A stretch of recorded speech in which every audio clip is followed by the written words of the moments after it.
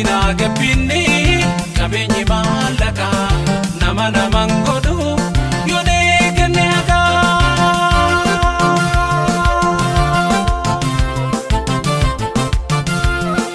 Tabaa fi ukinni sifti coraa qaama namooman irniftu keessa saalaalama hojii madaalama.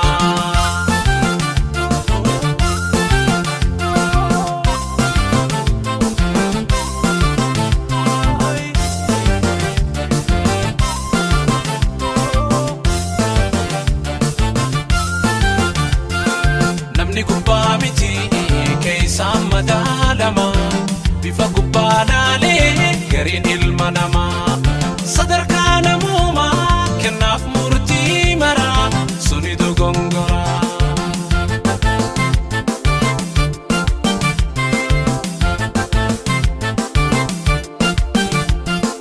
Namni dogoggoraan bifa namaa laalee doomaa qara godhaa qabeenyaa madaalee. Namni dogoggoraan sifa namaa laalee doomaa qara godhaa qabeenyaa madaalee. Nama ayaa qabu tabasaa laalanii beekaa hayyuu namaa dhageettii dhorkanii.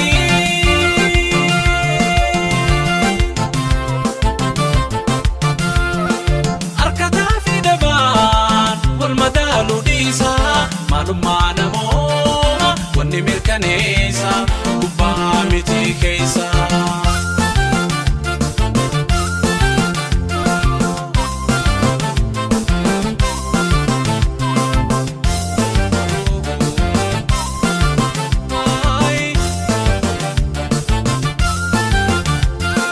Namni gubbaa miti keessa madaalama bifa gubbaa laalee gariin ilma namaa sadarkaa namoomaa kennaaf murtii maraa suni dogongora.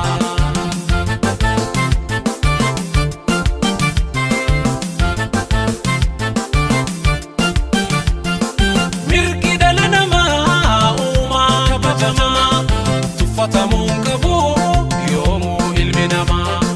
Mirgi dhala namaa uumaan kabajamaa tuffatamuun qabu yoomuu ilmi namaa. Beekumsaaf qabeenyi waan adda addaati bakka isiin maltu kaayuma daati.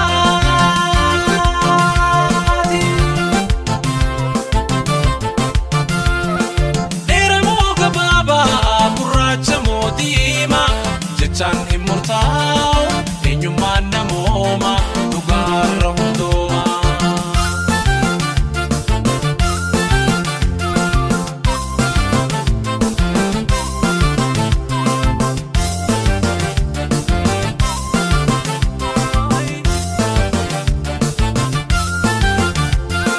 Namni gubbaa miti keessa madaalama bifa gubbaa laalee gariin ilma namaa sadarkaa namoomaa kennaaf murtii maraa suni dogongora.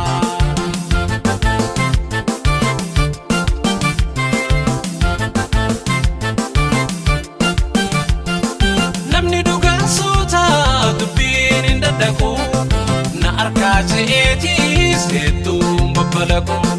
Namni dhugaa suuta dubbiin hin daddaqu na harkaa je'eetiis hedduun babbalaqu. Ifii dubbachuurra caqasuu guddisaa takkitti dubbatuun waa muree murteessa.